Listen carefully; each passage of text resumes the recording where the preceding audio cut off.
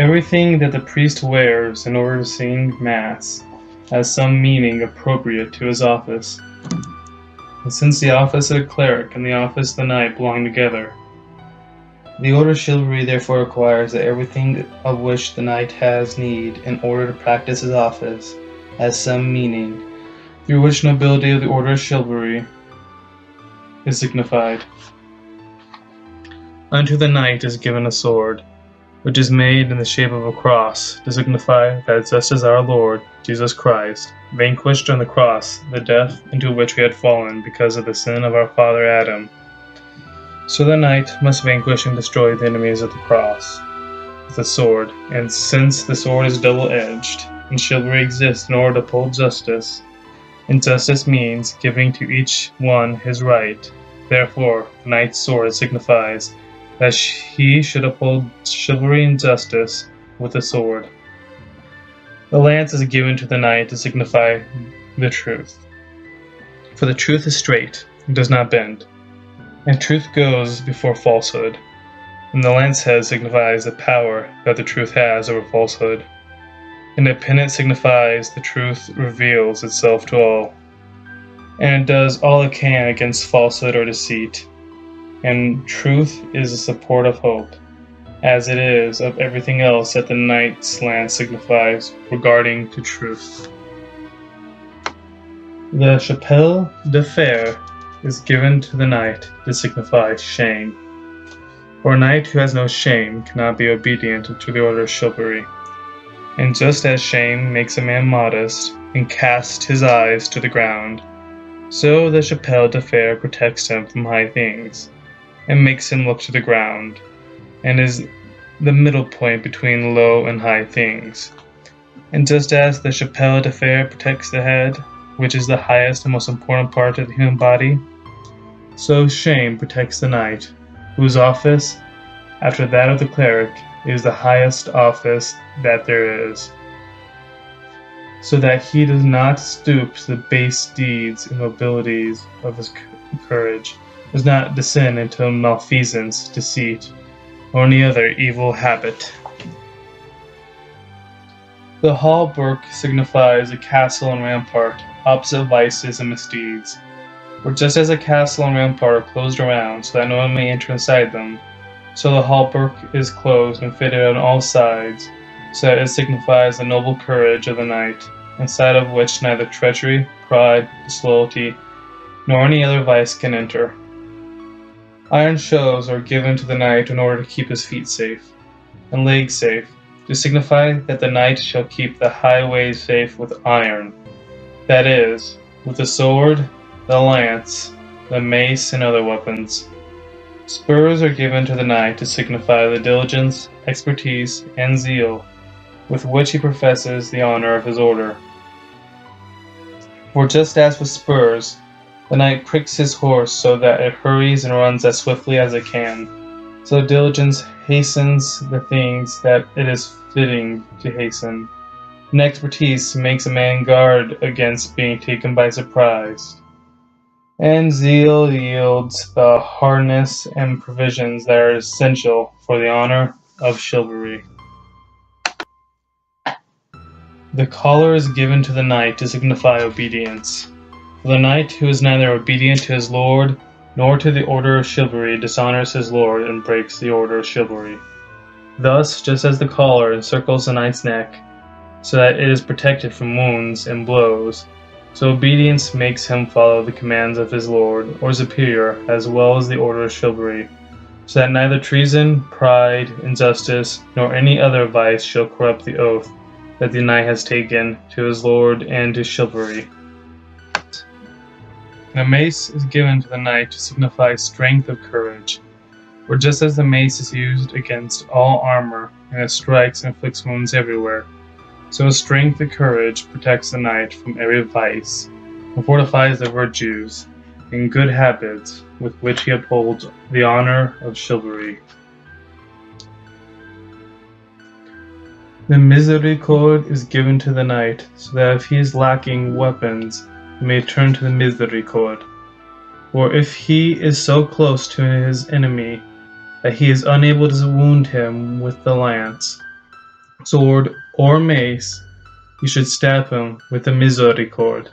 Thus, this weapon, the misericord, signifies that the knight must trust neither in his arms nor in his strength, and he must come so close to God through hope that with hope and with God he may fight against his enemies and those who are contrary to chivalry. The shield is given to the knight to signify his office, for just as the knight places the shield between himself and the enemy, so the knight stands in the middle between the king and his people. And just as the blow strikes the shield before the knight's body, so the knight must place his body in front of his lord if anyone tries to capture or wound him. The saddle upon which the knight rides signifies security of courage and the burden of chivalry. For just as the knight is secure on his horse because of the saddle, so security of courage makes him stand facing forward in battle. And because of this security, good fortune becomes the friend of chivalry. Because of security, much cowardly boasting and many vain semblances are scorned. And many men are restrained who dare not move forward in a place where noble courage makes the knight's body secure. And so great is the burden of chivalry. For trivial matters knights ought not to move.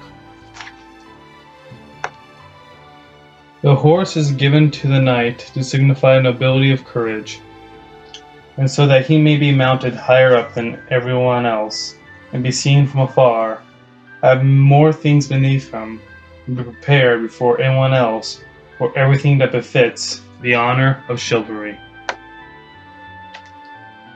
The bit is given to the horse, and the reins are placed in the knight's hands, to signify that with the bit the knight reins back his mouth from speaking uncough and false words, and he reins back his hands so that he does not give so much that he has to beg, or so audacious that because of his audacity he expels common sense.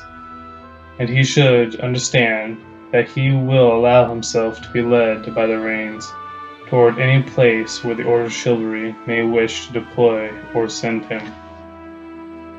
And whenever necessary, he should hold out his hand, and spend and give as befits his honor, and he should be valiant, and not falter before his enemies. And if he does hesitate upon attacking, he must forsake weakness of courage. And if the knight does the opposite of this, his horse, which is a beast and does not have reason, follows the rule and the office of knighthood better than the knight. The chafron is given to the horse to signify that no knight must use arms without reason. For just as the horse's head goes first in front of the knight, so the knight must carry reason in front in all that he does. For the task that is without reason has so much baseness in itself that it must not be in front of a knight. Thus, just as the chafron guards and protects the horse's head, so reason guards and protects the knight from censure and shame. The bardings protect the horse.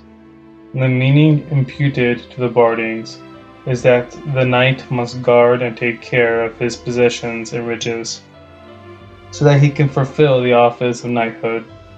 For just as the horse would not be protected from blows or wounds without the bardings, so the knight would not be upholding the honor of chivalry without these temporal possessions, nor would he be protected from evil thoughts, for poverty causes deceits, betrayals to be contrived. The Pulpot signifies for the knight the great travails that he must endure in order to honor the order of chivalry. For just as the Pulpot is worn over other garments and exposed to the sun, rain, and wind, it receives blows before the hauberk, and is attacked and struck on all sides. So the knight is chosen for greater travails than anyone else. For all those who are beneath him in nobility and under his protection have to resort to the knight, and he must defend them all. and the knight shall be struck and wounded and killed before those who are commanded to him. This being the case, so the burden of chivalry is great. Wherefore princes and high barons are exposed to such great travail in order to rule and defend their land and their people. The blazon on the shield, saddle, and pulpit is given to the knight so that he may be praised for the valorous deeds that he performs, and the blows he delivers in battle. And if he is cowardly, weak, or recant, the blazon is given to him, so that he may be censured and reprimanded. And since the blazon is given to the knight, so that it shall be known whether he is a friend or foe of chivalry, every knight must therefore honor his blazon, so as to guard himself against censure, which expels the knight from the order of chivalry. The standard is given to the king, the prince, the knight's lord, to signify that the knight shall uphold their lord's honor and estate. For in honor of the kingdom and the principality, and in honor of their lord, they are honored by the people. And in the dishonor of the land in which they reside, and the lord whom they serve, the knights are censured more than anyone else. For just as through honor they must be more praised, because honor resides more in them than anyone else, so in dishonor they must be more censured than everyone else, because through their frailty or treachery kings, princes, and high barons are more forcibly deposed, and more kingdoms and earldoms and other lands are lost through the frailty and treachery of anyone who is not a knight.